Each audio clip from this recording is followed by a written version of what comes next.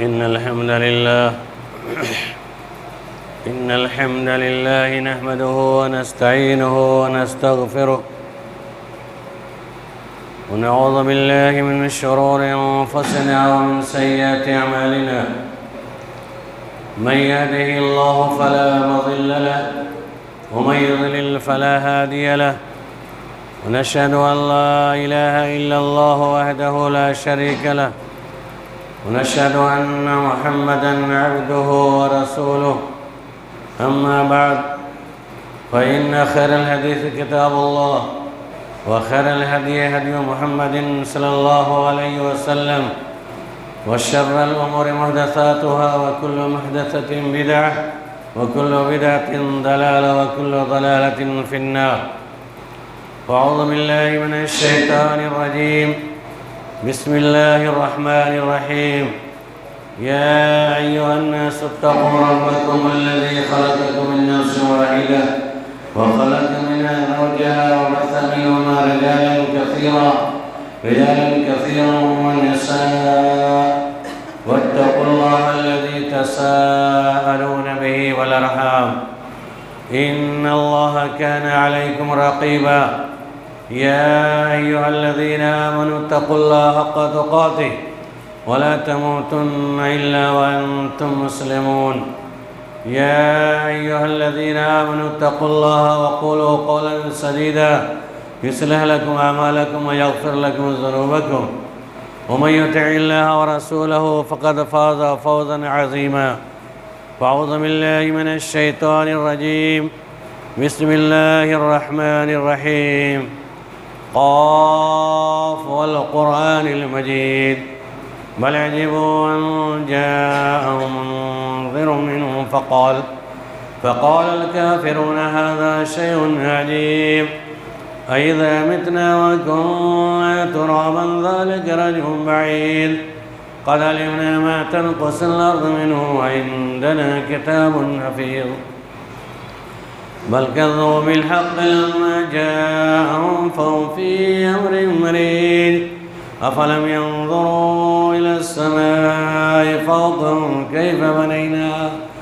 كيف بنيناها وزيناها وما لها من فروج والأرض مددناها وألقينا فيها رواسي وأنبتنا فيها من كل زوج بهيج تبصرة وذكرى لكل عبد منيب. ونزلنا من السماء ماء مباركا فأنبتنا به جنات وحب الحسين والنخل باسقات لها طلع نضيد رزقا للعباد وأحيينا به بلدة ميتا كذلك الخروج. كذبت قبلهم قوم نوح وأصحاب الرس وثمود وعاد وفرعون وإخوان لوط وأصحاب الأيكة وقوم تبع كل كذب الرسل فحق وعيد أفعينا بالخلق الأول بل هم في لبس منه وخلق جديد. أعوذ بالله من الشيطان الرجيم. بسم الله الرحمن الرحيم. إن الذين قالوا ربنا الله ثم استقاموا تتنزل عليهم الملائكة ألا تخافوا ولا تحزنوا وأبشروا بالجنة التي كنتم توعدون. تمام قسم کی تعریفات ساری بڑائیاں و خوبیاں اس وحدہ لا شریک کے لیے لائق اور روا ہے کہ جس نے ہماری راہ کی تخلیق فرمائی اور ہماری رشد ہدایت کی خاطر بے شمار انبیاء کرام کو مبعوث فرمایا. درود السلام و تمام وزیدہ علیہ صلاۃ و تسلیم پر خصوصیت کے ساتھ ہمارے آخری نبی حضرت محمد مصطفیٰ صلی اللہ علیہ وسلم پر جن کے ذریعے ہمیں صحیح رہنمائی ملی کہ اصول اور ضابطہ ملا زندگی قانون ملا اسلام کی روشنی ملی جہالت کی تاریکی دور ہوئی. حضرات ابھی ہم جس مہینے کے اندر قدم رکھ چکے ہیں وہ شوال المکرم کا مہینہ ہے اور بہت ہی بہترین متبرک مہینے کو ہم لوگوں نے چھوڑ دیا ہوا ہے۔ بین ہی اسی طریقے سے اپنے عملوں سے بھی ہم ثابت کر رہے ہیں کہ یہ مہینہ جو ہم سے خیر و برکت اور مغفرت اور رحمت کا مہینہ رخصت ہو چکا، ویسے ہماری زندگی کے اندر سے بھی عملوں کا سلسلہ بھی رخصت ہو چکا ہے۔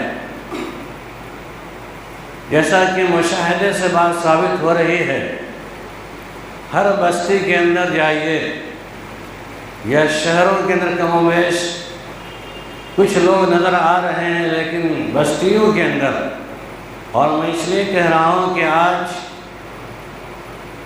ماحول جس طریقے سے خراب ہے اور ہماری اور آپ کی جو غفلت پروان چڑھ رہی ہے، میں نے پہلے بھی اشارہ کیا تھا کہ مخصوص مہینے کے اندر مخصوص دنوں تک مخصوص عمل کر لینے کا نام اسلام نہیں ہے اور مسلمانوں کا یہ شیوا نہیں ہے۔ لیکن لگتا ہے کہ ہم مسلمانوں نے رمضان کے مہینے کے اندر اتنی عبادتیں کر لی ہیں کہ آئندہ اب کرنے کی ضرورت باقی نہیں ہے۔ حالانکہ یہ غلط فہمی ہے، سستی اور کاہلی کہہ لیا جائے یا ہٹ دھرمی کہہ لیا جائے۔ سستی تو نہیں کہیں گے، اسے ہم ہٹ دھرمی کہیں گے۔ ایک بندہ جس چیز کو جانتا ہے، سمجھتا ہے، اس سے حقانیت کا اعتراف بھی کرتا ہے، سمجھ رہا ہے، اس کے بعد وہ نہ کرنا ہٹ دھرمی ہے۔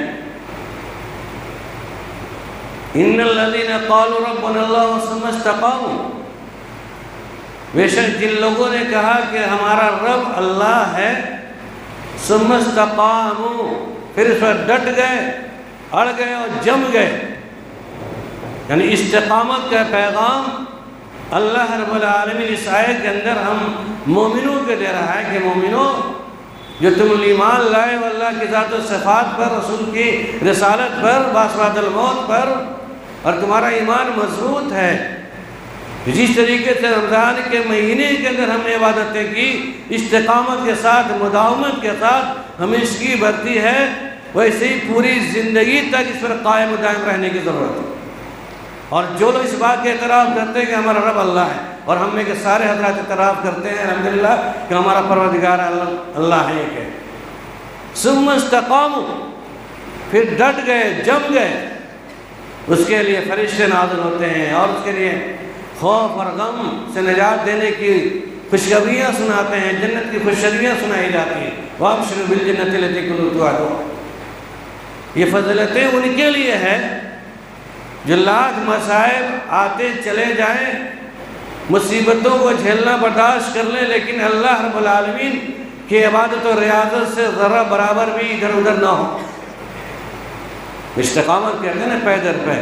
مثال کے طور پر آپ کوئی کام کر رہے ہیں اور آپ نے پڑھنا شروع کیا میٹرک کی تیاری کے لیے، جو بچے ہیں، یا آپ بزنس کر رہے ہیں، 2-4 روز بزنس کے اندر مال لگا دیا، ہفتہ روز بیٹھے دکان پر، فائدہ نہیں آ رہا ہے تو آپ کہیں چھوڑ دیتے ہیں، پھر 15 دن کے بعد کریں گے، پھر 1 مہینے کے بعد کریں گے، پھر 10 دن کام کریں گے، تو آپ نہ دنیاوی اعتبار سے بزنس کے اندر سکسیس ہو سکتے ہیں، کامیاب ہو سکتے ہیں، یا جو بچے تیاری کرتے ہیں پھر سو جاتے ہیں پھر پڑھتے ہیں، غیب کر کے وہ امتحان میں کامیاب نہیں ہو سکتے۔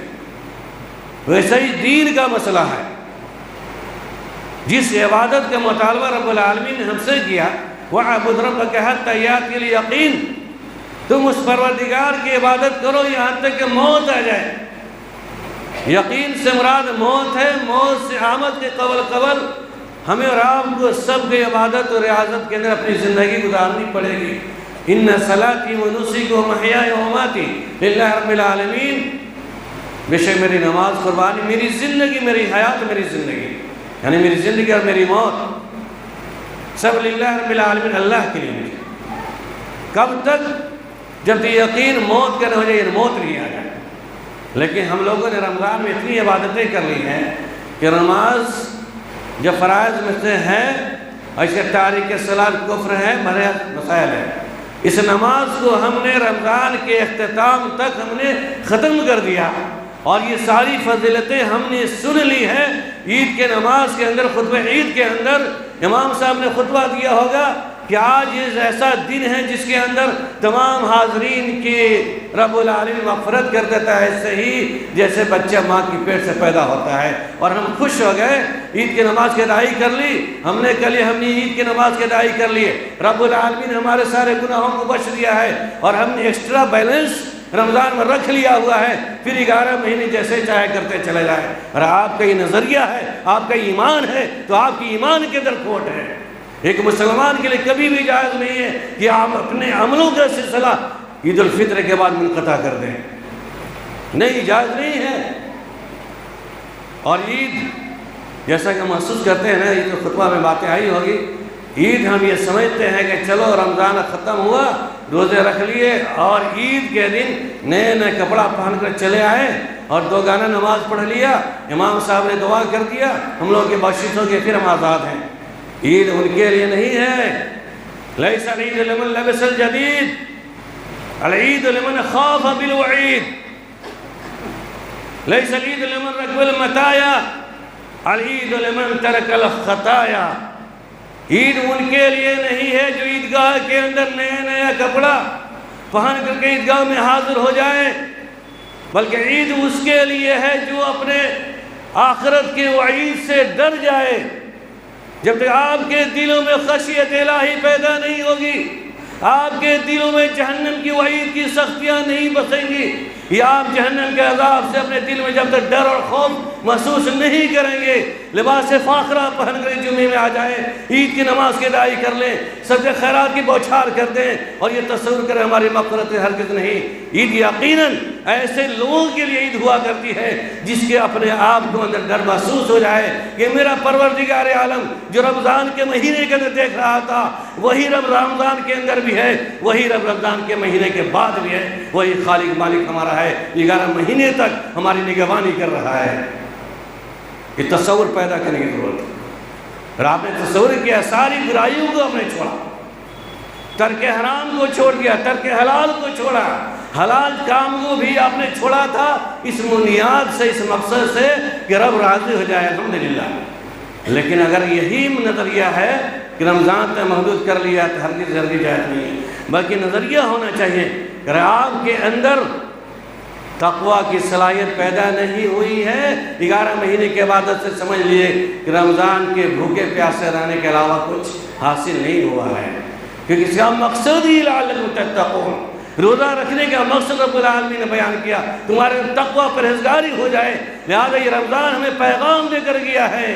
اور آپ سے یہ سوال میں کرتا ہوں اب تمام حضرات سے کہ آپ نے رمضان کے مہینے کے جو عبادتیں کی ہیں کیا اس عبادت کا فائدہ نظر آ رہا ہے؟ اور نظر آتا ہے الحمدللہ، لیکن سماج کے ہم مطالعہ کرتے ہیں کوئی فائدہ نظر نہیں آ رہا ہے، کیونکہ جس کے اندر تقوی کی صلاحیت پیدا ہو جائے گی، اللہ کا خوف اور ڈر پیدا ہو جائے گا، پھر شوال کے مہینے کے اندر ہو یا رمضان کی آمد تک کبھی بھی ایک وقت نماز کو ترک نہیں کرے گا۔ آج پورے مسجدیں ویران نظر آتی ہیں، تہجد پڑھنے والے، قیام اللیل کے لیے مار کرنے والے، آج تہجد کی توفیق نہیں بلکہ 5 وقت نماز کی توفیق نہیں ہو رہی ہے۔ قرآن کی تلاوت سننے والے، تراویح کے لیے مار پٹائی کرنے والے کہ ہم تراویح پڑھیں گے، حافظ صاحب ختم کرنا ہے۔ قرآن کے 300 پاروں کا آپ نے سنا ہے، آپ سے سوال ہے آپ تمام حضرات سے، قرآن کی کن کن آیتوں کا آپ کو احساس ہے؟ کیا قرآن کی تلاوت رسمی کی گئی تھی سننے اور سنانے تک؟ تو اس لیے فائدہ نہیں ہے، بلکہ اگر قرآن کی ہر آیتوں پر غور کیا ہوتا یا آپ نے محسوس کیا ہوتا کہ ہم نے پورے قرآن کو سن لیا ہے تو زندگی آپ کی پلٹ گئی ہوتی۔ اسی طریقے سے اس طرح کے حضرت عمر فاروق رضی اللہ تعالیٰ عنہ کا ہوا تھا، ہم تو پورے قرآن کو سن ڈالے ہیں۔ عمر فاروق رضی اللہ تعالیٰ عنہ نے قرآن کی چند آیتوں کو سنا جو اسلام کے کٹر دشمن تھے، نبی کا خاتمہ کرنے کے لیے گئے تھے، آپ نے واقعہ سنا ہوگا۔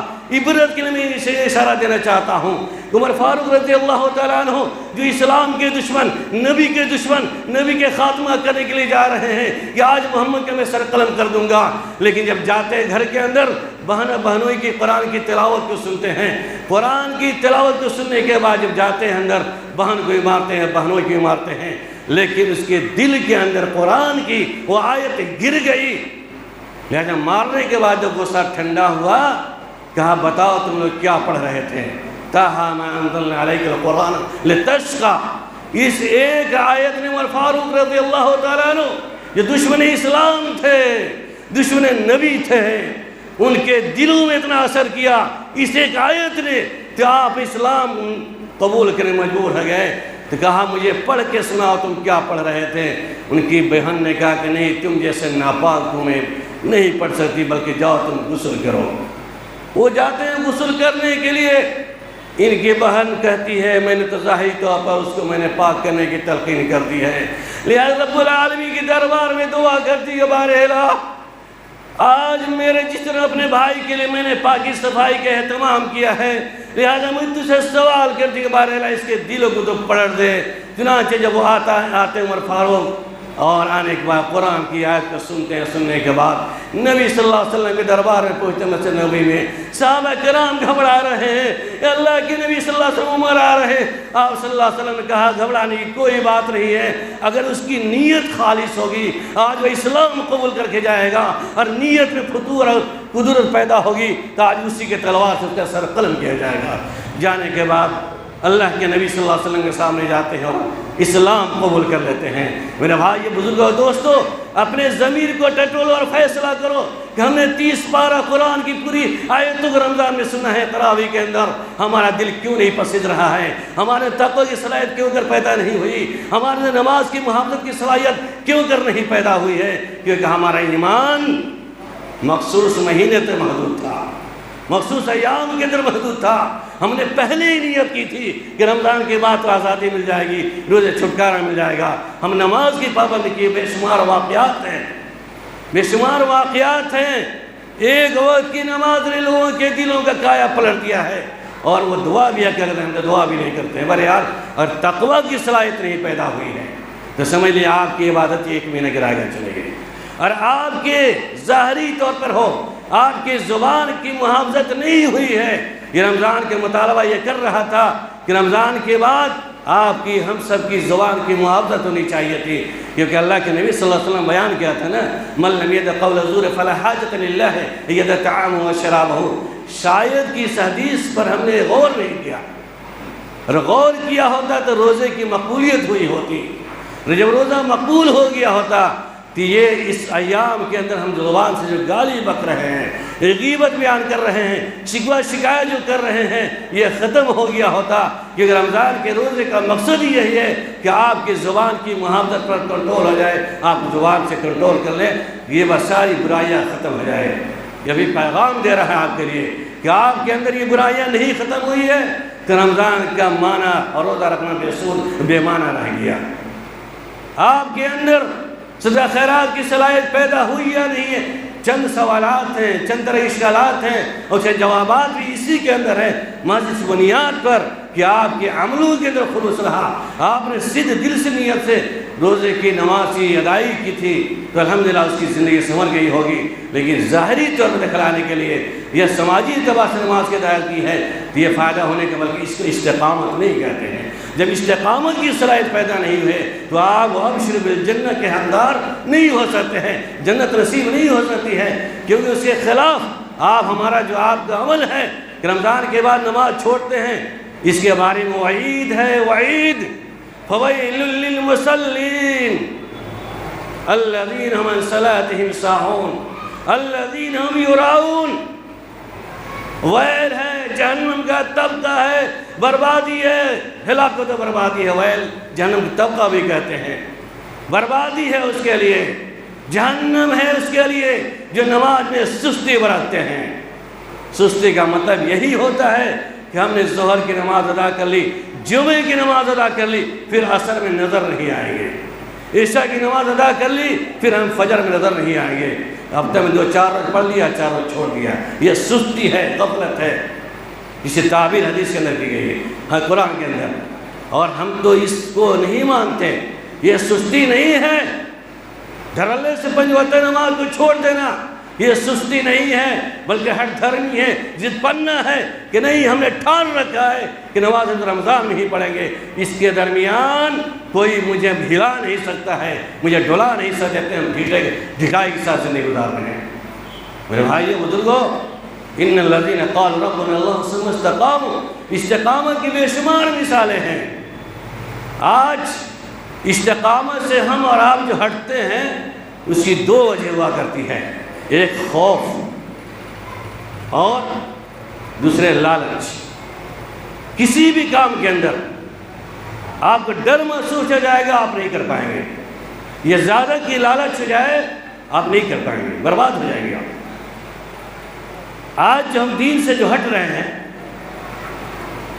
لالچ دنیاوی لالچ ہے ہمارے پاس، کتنی زیادہ ہم ترقی کر جائیں اس کی فکر ہے ہمیں، اور جب مصیبتیں آتی ہیں، تکلیفیں برداشت کرنے کی بات آئے گی اسلام کے راستے میں، تو آپ وہاں پہ خوف لاحق ہوگا آپ کے اندر، آپ ہٹ جائیں گے۔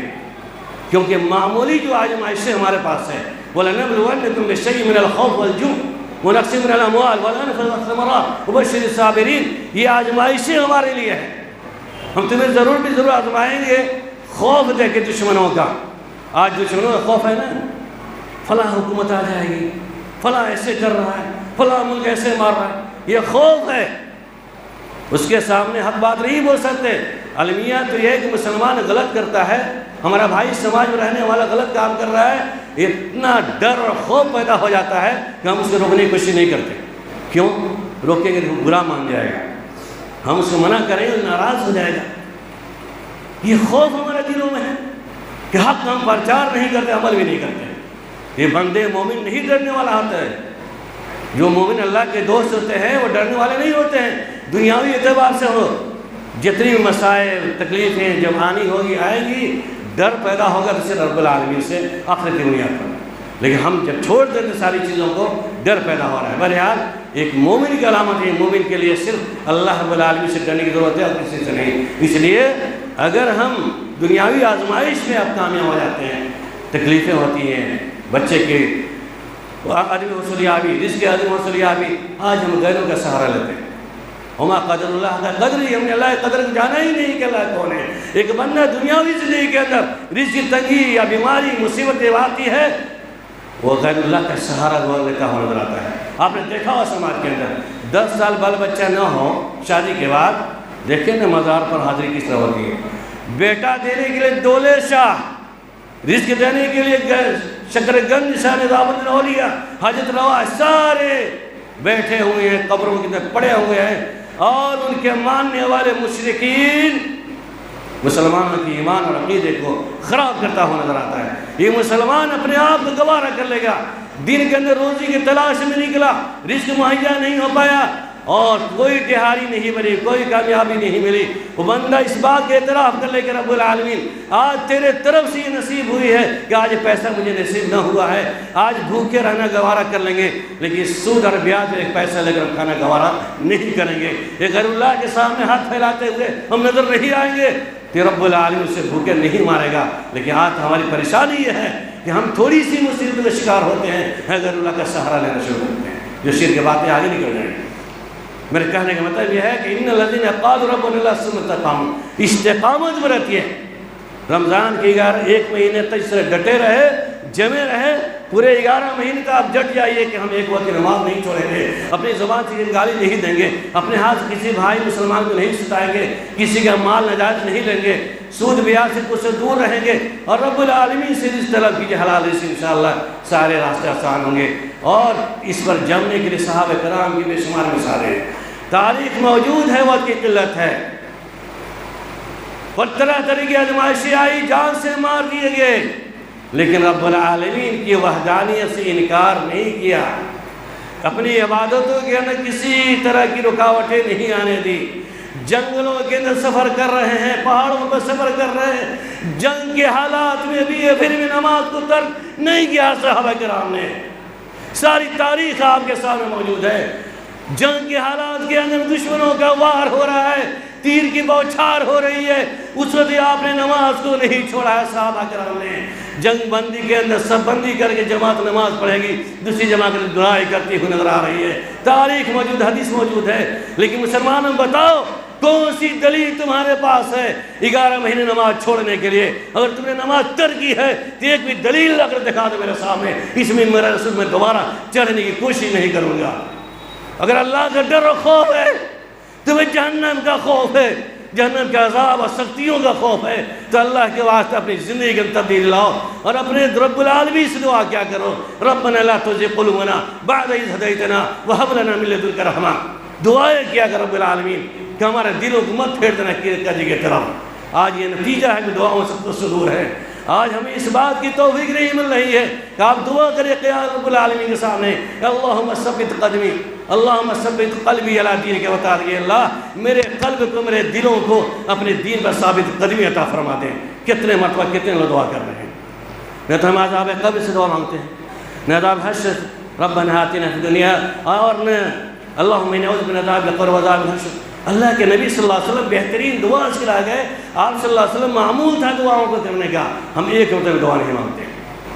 دین حنیف پر قائم رہنے کے لیے ایک مرتبہ بھی ہم دعا نہیں مانگتے ہیں، ہدایت کی ہم توفیق نہیں مانگتے ہیں۔ اب یہ کہتے ہیں کہ اللہ ہدایت دے دے گا، آپ کے ہاتھ میں ہدایت دینا نہیں ہے۔ نوز اس طریقے سے آیتوں کی غلط تفسیر بیان کر کے ہمارے سامنے باتیں آتی ہیں۔ ہم سے لوگوں نے کہا کہ آپ داروغہ تھوڑی ہیں، لست علیہم بمسیطر، آپ داروغہ نہیں ہیں کسی کو نمازی بنانے کے لیے، لا اکراہ فی الدین، دین میں زبردستی نہیں ہے، انک لا تہدی من احببت الیک۔ یعنی جتنی باتیں اللہ تبارک و تعالیٰ نے نبی کریم صلی اللہ علیہ وسلم کو بتائی تھی کہ لا اکراہ فی الدین، آج کا یہ مسلمان، کلمہ توحید اور رسالت کے اقرار کرنے والا مسلمان اس آیت کو ہم پہ فٹ کر رہا ہے اور اس طریقے سے گمراہیاں پھیل رہی ہے۔ لا اکراہ فی الدین کا مطلب یہ ہے کہ دین اسلام کو جس نے نہ تو سمجھا ہے نہ جانا ہے، تو آپ زبردستی اسلام میں نہیں داخل کر سکتے ہیں۔ تبلیغ کیجئے، سمجھائیے پیار محبت سے، حکمت کے ساتھ، وہاں پر زبردستی جائز نہیں ہے۔ لست علیہم بمسیطر کا مطلب یہی ہے کہ آپ داروغہ نہیں ہیں، لاٹھی ڈنڈا نہیں چلا سکتے ہیں، لیکن جہاں پر دین اسلام کا جاننے والا، شریعت کو جاننے والا جان بوجھ کے غلط کے اعتراف کر رہا ہے، وہاں پر ڈنڈا استعمال کرنے کا بھی رب العالمین نے حکم دیا ہے۔ اللہ کے نبی صلی اللہ علیہ وسلم نے حکم دیا، مروا اولادکم بالسبع سنین، تم اپنے بچوں کو نماز کا حکم دو 7 سال کی عمر میں، فَاضْرِبُوا عَلَيْهِ 10 سنین، جب 10 سال کا پہنچ جائے تو ڈنڈے مارو، ڈنڈے۔ آپ کہیں لست علیہم بمسیطر، لائیے دلیل کہ لست علیہم بمسیطر، آپ داروغہ نہیں ہیں، پھر نبی نے مارنے کا حکم دے کیوں کیا؟ لست علیہم بمسیطر، تو پھر آپ صلی اللہ علیہ وسلم نے چوروں کا ہاتھ کیوں کاٹا؟ پھر آپ صلی اللہ علیہ وسلم نے زانیہ مرد زانیہ عورتوں کا سنسار کیوں کیا؟ سوال پیدا ہوتا ہے۔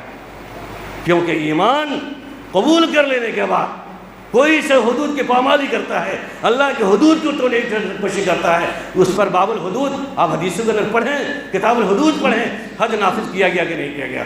آج فلسفہ بگاڑنے کے لیے کوشش کرتے ہیں کہ لست علیہم بمسیطر، آپ داروغہ نہیں ہے، آپ کی زبردستی نہیں کروا سکتے۔ مسلمان ایمان صاحب ایمان والوں کے لیے یہ دلیل فٹ نہیں ہو سکتی ہے، کیونکہ اس کے وعیدے بھی ہیں اور کتاب الحدود، حد بھی نافذ کر دیے گئے حدیثوں کے اندر، فلاں گناہ کی سزا، فلاں گناہ کی سزا، فلاں گناہ کی سزا، اللہ کے نبی صلی اللہ علیہ وسلم نے حد مقرر کر دی ہے اللہ کے حکم سے، لہذا ہم بھی نافذ کر سکتے ہیں، کر سکتے ہیں کہ نہیں۔ سختیاں بھی ہیں، وعیدے بھی ہیں، پہلے پیار محبت سمجھائے۔ آپ بتائیے جتنے لوگ یہاں بیٹھے شاید کوئی اس میں 9-4%، میں نے باہر آپ کے سامنے آرزو منت کر کے، میں نے اپنے ہاتھ کو پھیلا کر کے آپ سے مطالبہ کیا تھا اس رمضان کے اندر، اس سے قبل بھی، کہ میں آپ کے سامنے رب العالمین کے سامنے آپ کے لیے دعا کرتا ہوں اور ہاتھ پھیلا کر دعا کرتا ہوں۔ آپ لوگ نیت کیجئے کہ ہم پکے سچے نمازی بنیں گے۔ آپ نے کتنی مرتبہ آپ نے دعا کی رب العالمین سے؟ نہیں کرتے۔ اب سمجھانے کے باوجود بھی کوئی سختی کی بات کر دے تو آپ کہیں گے لست علیہم بمسیطر۔ بڑے مجھے سننے کے بعد تو عجیب سا لگتا ہے کس طریقے سے لوگوں کے مزاج میں باتیں بھر دی گئی ہے۔ کتاب الحدود نہیں بیان کیے جاتے کسی بھی مسلک کے ماننے والوں کہ اللہ کے نبی صلی اللہ علیہ وسلم نے کیا وعیدیں سنائی ہیں جو نماز چھوڑنے والوں کے لیے، زکوٰۃ نہیں دینے والوں کے لیے۔ زکوٰۃ نہیں دینے والوں کے بارے میں ابو بکر صدیق رضی اللہ تعالیٰ نے کیا کہا تھا کہ جو شخص نبی کے زمانے میں ایک رسی کا ٹکڑا بھی دیا کرتا تھا، آج زکوٰۃ سے انکار کر دے گا، میں ایسی گردن اڑا دوں گا۔ کہ اس وقت معنی نے زکوٰۃ کے دینے سے لوگوں نے انکار کر دیا تھا۔ ابو بکر صدیق رضی اللہ تعالیٰ نے اعلان کر دیا، یہ نبی کے زمانے میں زکوٰۃ دیا کرتا تھا، آج وہ نہیں دے گا تو آج وہ بکر کی تلوار اس کے گردن پہ ہوگی۔ لائیے لست علیہم مسجد، بہرحال وقت کی قلت ہے، میں پھر آپ سے کہنا چاہتا ہوں کہ ایک مہینے جو آپ نے نماز کی ادائیگی کی ہے اور عید کی نماز پڑھ کے خوش ہو گئے نئے نئے لباس میں، اور خوف پیدا نہیں ہوا ہے، وعید کا احتمال نہیں آپ کے دلوں کے اندر، اللہ کا ڈر پیدا نہیں ہوا، تقویٰ کی صلاحیت پیدا نہیں ہوئی، آپ کی زبان اور ہاتھ کی محافظت نہیں ہو پا رہی ہے، آپ کے عقل حلال استعمال کرنے کے طریقے اور حرام سے بچنے کے طریقے نہیں میسر ہو رہے ہیں، تو آپ سمجھ لیے کہ ہماری باتیں خالی کھلی چلی گئی، لہذا ابھی ضرورت ہے۔ رب العالمین لمحے بھر کی زندگی کو پلٹ سکتا ہے، شرط یہ ہے کہ آپ اللہ کے دربار میں روئے گڑائے، یاد کیے اپنے گناہوں کو، رو کے آپ کے اللہ خطیہ نجات چاہتے ہیں تو وہ سارے گناہوں پر رو کر کے رب العالمین سے مطالبہ کیجئے۔ بارے ہم خطا کار ہیں، گناہ گار ہیں، تو یہ غفور الرحیم ہے، تو دلوں کے پھیرنے والا ہے، یا مصرف القلوب صرف قلوبنا دیتگا، ایک دلوں کے پھیرنے والا کئی رب العالمین کو جو دلوں کو پھیرنے والا ہے۔ سستی کاہلی کا جو نتیجہ آپ کے سامنے ہے، بدعملی کا جو نظریہ آپ کے سامنے ہے، ان تمام چیزوں سے توبہ کیجئے اللہ کے بندے، اور رب العالمین سے سوال کیجئے، ربنا لا تزغ قلوبنا بعد إذ هديتنا، ہمیں جو ہدایت ملی ہے اس ہدایت کے بعد ہمارے دل بدل نہیں جائے، دوسرے طرف رخ موڑ نہیں لے۔ اگر آپ کا دل دوسری طرف جا رہا ہے تو رب العالمین سے ہمیں دعا کیجئے کہ اللہ ہمارے دلوں کو تو ہدایت طرف گامزن کر دے، کجروی کی طرف، ٹیڑھاپن کی طرف ہمارے دلوں کو مت کر، خاص کر کے اللہم ثبت قلبی علی دین، اللہ میرے دلوں کو ثابت قدم کر دے اپنے دین کے اوپر، اپنے اطاعت کے اوپر۔ پھر آپ کا دل نہیں قبول کر رہا تو کہیے یا مصرف القلوب، اے دلوں کے پھیرنے والے، ہمارے دلوں کو اپنے دین اسلام پر پھیر دیں۔ مطالبہ آپ دعا کی رب العالمین سے، مطالبہ کیجیے رب العالمین سے، یقیناً جب بندہ کوشش کرتا ہے رب العالمین سے نوازتا بھی ہے۔ تو ہم سب مومن ہیں، مسلمان ہیں، لہذا پھر میں آپ کے سامنے دہرانا چاہتا ہوں کہ اس عبادت کو رمضان تک، اس جمع غفیر کو، اس بھیڑ کو، اس تعداد کو جمعہ محدود مت کیجئے، جمعہ محدود مت کیجئے۔ یہ پوری زندگی تو محدود کر لیے، مر جائیں گے، مٹ جائیں گے، جان چلی جائے گی، اس نماز کو ہم ضائع نہیں کریں گے۔ جو صحابہ کرام کا معمول تھا اور مشغلہ بھی تھا اور تاریخ میں موجود ہے، صحابہ کرام کو مارا پیٹا گیا، کاٹا گیا، 360 عزم کر دیے گئے، باپ کے سامنے بیٹا کو مارا گیا، بیٹا کے سامنے باپ کو مارا گیا، شوہر کے سامنے بیوی کو مار دیا گیا، کاٹ دیا گیا، پھر بھی عہد کا نعرہ آپ نے چھوڑا نہیں اور اسی پر جمع رہے، قائم رہے، تو رب العالمین کے دربار میں پہنچ گئے، وَأَبْشِرُوا بِالْجَنَّةِ کے حقدار ہو گئے۔ کاش کہ ہم مسلمان بھی اس جنت کے حقدار ہو جاتے۔ اس کے لیے شرط یہ ہے کہ استقامت جیسی دولت کو اپنانے کی ضرورت ہے، یہ چھوڑ چھاڑ ادھر ادھر کرنے کی ضرورت نہیں ہے۔ بہرحال رب العالمین سے دعا کرتے ہیں بہرحال ہم تمام حاضرین اور حاضرات کو، تمام سامعین کا رب العالمین پورے طور پر اسلام میں داخل ہونے کی توفیق عنایت فرما دیں۔ بہرحال ہم تمام سامعین کو جو بھی بیٹھے ہیں عصر کی نماز سے لے کر کے اور 5 وقت نماز میں حاضری دینے کی توفیق عنایت فرما دیں۔ بہرحال تمام سامعین حاضرین کو 5 وقت نماز کی مکمل پوری زندگی تک عمل کرنے کی توفیق عنایت فرما دیں بہرحال، اور ہماری زندگی کے جو عقل حرام جو استعمال کرتے ہیں کھانے پینے کے اعتبار سے ہے، ان تمام مشروبات معقولات سے پرہیز کرنے کی توفیق عنایت فرما دے جو سماج میں حرام کا چلن ہو چکا ہے۔ بہرحال ہمارے دلوں کے اندر، ہمارے زبان پر کھانے پینے کے اعتبار سے ان چیزوں کو استعمال کرنے کی توفیق دے جس کا ثبوت قرآن کے اندر ہے، ان عقل حلال کو اپنانے کی توفیق عنایت فرما دے۔ بہرحال ہمارے سماج کے اندر مصیبت ہے، پریشان حال ہیں، بیمار ہیں، ان تمام لوگوں کی بیماریوں کو، پریشانیوں کو پروردگار تو دور فرما دے، اور ہم تمام سامعین بھی جب تک زندہ رکھ پروردگار عالم اپنے مرضی کے اعتبار سے عمل کرنے کی توفیق عنایت فرما دے۔ آمین ثم آمین، وآخر دعوانا الحمد للہ رب العالمین۔ بارک اللہ لی ولکم فی القرآن العظیم، ونفعنی وإياکم بالآیات والذکر الحکیم، إنه تعالی